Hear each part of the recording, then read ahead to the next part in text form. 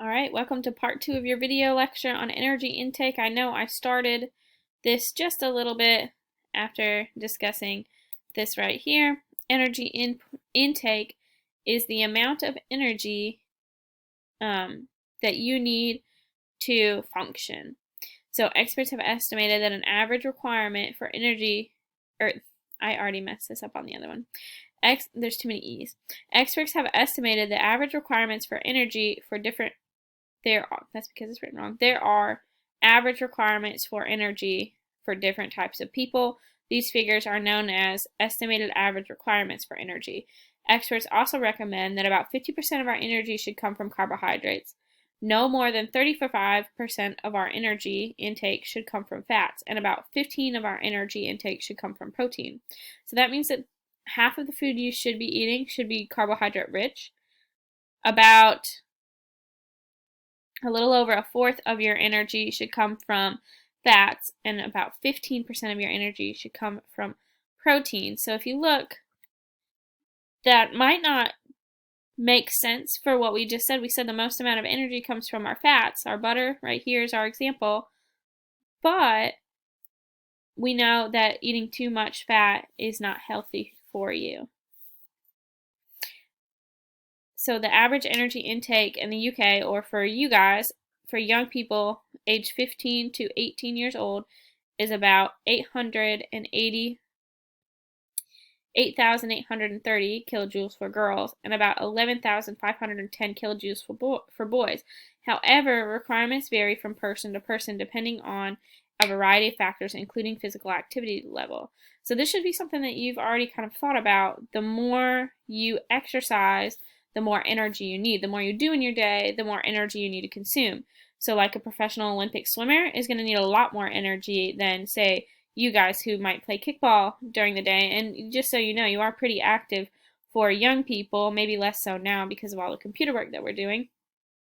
But young people are generally more active than elder people like adults, unless those people are very health conscious or perhaps professional athletes in their own sense, or athletes, or just people who have active jobs. The majority of American adults, though, do not have very active jobs and lead a very sedentary or sitting lifestyle. Energy expenditures, so that's how we use our energy. What are we what are we using our energy to do? Different people have different amounts of energy depending on a variety of factors. So you might have a higher or lower energy level depending on your basal metabolic rate, your level of physical activity, your age, your sex, and your body type. For example, the basal metabolic rate, or BMR, is the rate at which a person uses energy to maintain the basic functions of the body, and in that sense, breathing. So BMR is a measure when a person is at complete rest and varies from person to person. Men usually have a higher BMR than women because they tend to have larger muscle mass. The BMR accounts for 75% of the individual's energy needs. So 75% of the energy that you need and that you intake food for goes to the basal metabolic rate, or your regular resting things. That other 25% is what we use when we're active and moving. Activity level also is going to determine how much energy your body uses, or energy expenditure. The total amount of energy required by an individual depends on their level of activity. The more active an individual is, the more they need. Like I said, the more active you are, the more sports you play, or even just the more you walk around, the more energy you're going to need to take in to balance that out. It's really important that you are active every day. That's one of the reasons we're trying to get you guys back into physical fitness. It's recommended that you guys, your children and young people, participate in at least 60 minutes of moderate intensity every day, where breathing rate and heart rate are increased. Now, this doesn't mean that you necessarily need to sprint for 60 minutes as fast as you can. It just means that you need to be active. This is really important, not only because this is how you use your energy and it can help prevent some diseases like obesity and being overweight and the other heart and body issues that we see with those. It also now Right now, the habits that you are having is how you're going to develop later in life. So the habits that you're forming as a young person are habits that you're going to pick up when you're an adult too. And right now, you might be able to sit on the couch and eat cheeseburgers and french fries and brownies all day, but eventually your metabolism is going to change, because that's what happens when you get older. You get a slower BMR, meaning that you can't eat like that anymore and stay the size you are. You're going to gain weight, and then eventually, if you gain too much weight, it's actually pretty unhealthy for you. Not only do we want you to be moderately exercising every day, and like I said, it doesn't mean that you need to be sprinting. You could take a hike. You could walk around your neighborhood for 60 minutes. You could walk the dog.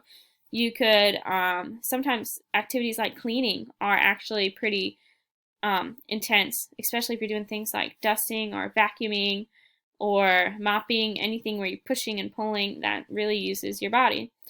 We also want you to be doing activities that include muscle strength and flexibility, as well as bone strength should be included once a week. So maybe that's why we stretch sometimes in science class, because it's good for you. We could also start perhaps doing push-ups and squats, and we have done squats before actually, to try and get some of those activities that are going to build your muscles. Now, I'm not talking about you need to go to the gym every day. There are a lot of activities that you can do at home that will increase your flexibility and your strength. A lot of you all have some kind of, hopefully, form of internet, and you can look up YouTube videos of exercises, and what you put in is exercises that don't need equipment, so you don't need weights or anything like that. You can do, sometimes, actually a lot of the times, our body weight is enough to put, not push us over the edge, but to use energy and burn our intake of food. Regular activity can help maintain energy balance. So we want to make sure that you're nice and active so that you're not taking in too much and not using it. When you take in too much and you don't use it, that's when you gain weight. We're going to study nutrition on Monday or Tuesday of next week. So for the energy needs of children, so this is infants and children. You are not this, you are young people or adolescents. You've gone through puberty. Infants and children have a relatively large energy requirement because they're active and growing. Infants and young children have a higher BMI in relation to their size because their energy is needed for growth. If you've ever had a younger sibling, you've seen them. They grow really, really fast, and you grew really, really fast when you were their age too. That growing and the general activity of their cells and their body needs a lot of energy. So young children and infants need to eat a lot to be able to balance out their energy demand or their higher BMR. Energy needs of adolescents, that's you. Adolescents also have a high energy requirement due to the body changes you're experiencing. Some of you are getting taller, you're going through puberty. All of those changes in your body, they need a lot of energy. If you are not getting the energy that you need, your body's not going to change in the way it should. You are also often really, really active. So not only is your body changing and using a lot of energy, demanding a lot, you're also generally very active. You've got sports, you do things outside, you go hang out with friends, you might go swimming at the lake. I know some of you like to do things like wakeboarding. Those all take a lot of energy. So you need to make sure you're eating enough so that it's all balanced out. On Monday or Tuesday of next week, we're going to spend some time talking about eating disorders. Generally, around your age is when people will start developing eating disorders, and it's a topic near and dear to my heart because it is so detrimental to your health, especially at this age when you're going through puberty. Your body needs that energy. They need that food. You're not going to develop right if you do not have the food that you need. But we will talk about that another time, specifically in the near future. The energy needs of adults, so this is 19 to 50 years old. This is Ms. Backover and some of your other teachers. Adult energy requirements are lower than those of adolescents. However, during significant growth events like pregnancy, when you're growing a baby, lactation, or breastfeeding, there's an increased need for energy for the growth of the fetus and the milk production because you're growing a baby and producing milk. Often, have you ever heard of the freshman 15?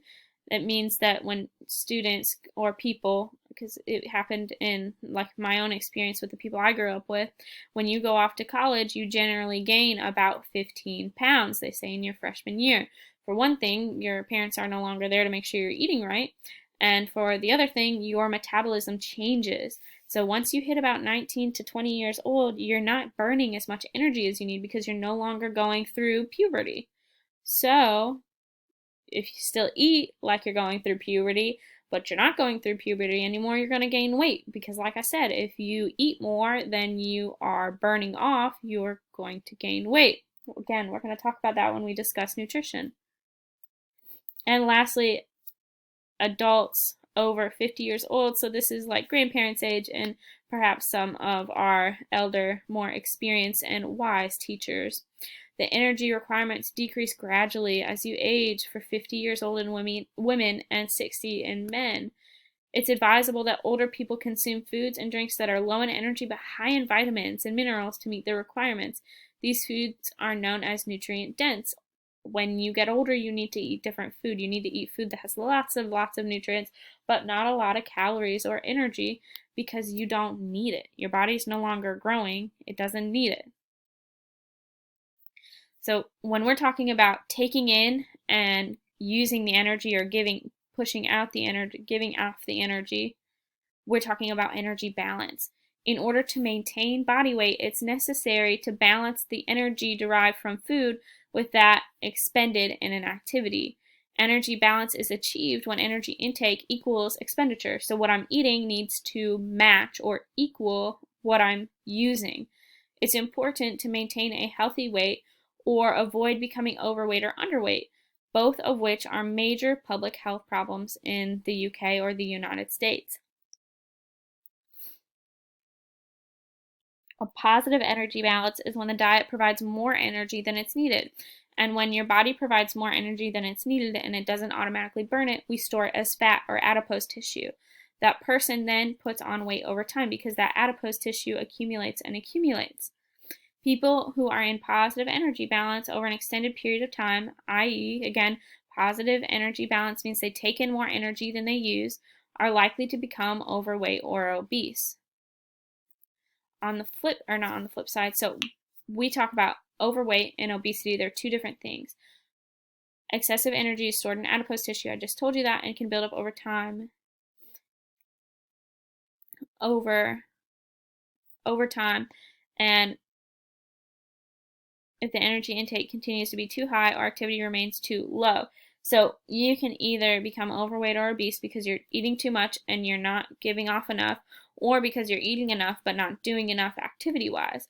That's where the problem happens. When we talk about that freshman 15, that's where this happens because they are eating too much and not using enough energy.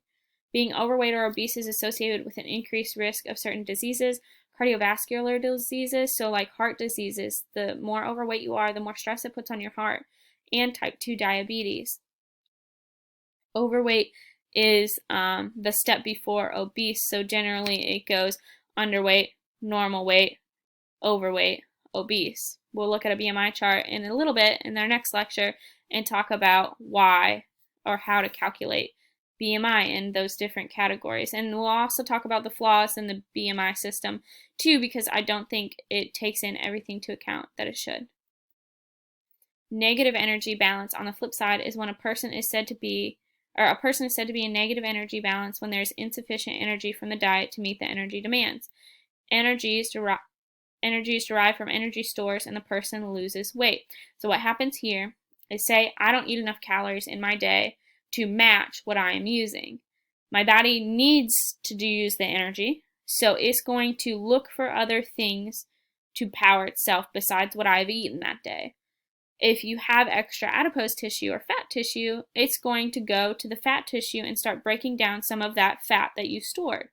If you look at this from an evolutionary standpoint, we wanted fat because we didn't know when our next meal was going to come from if we were hunters or gatherers.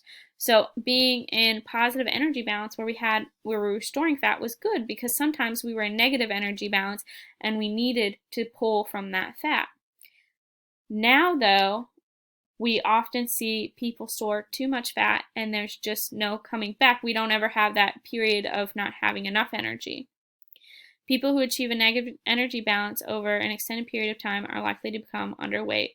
We will finish up talking about BMI on our next lecture. Have a great day.